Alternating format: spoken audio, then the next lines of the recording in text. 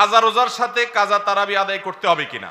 কারোর কোনো রোজা কাজা হয়েছে, এই রোজাটা যখন রমজানের পরে আপনি কাজা রাখবেন, তারাবির নামাজটাও কাজা করতে হবে কিনা। উত্তর হলো তারাবির নামাজের কাজা লাগবে না। আপনি শুধুমাত্র রোজার কাজা করলে কি কাজা আদায় হয়ে যাবে।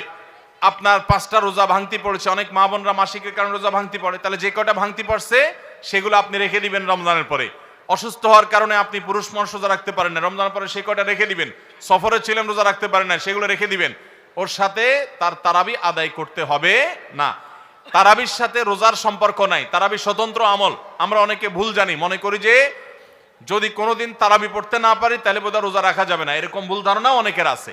রোজার সাথে তারাবির কোনো সম্পর্ক নাই। এমনকি একজন মানুষ রোজা রাখতে পারছে না কিন্তু তারাবি পড়ার সুযোগ আছে, তিনি অবশ্যই তারাবি পড়ার চেষ্টা করবেন, কারণ দুইটাই স্বতন্ত্র ইবাদত। তারাবি পড়া সুন্নত আর রোজা রাখাটা ফরজ।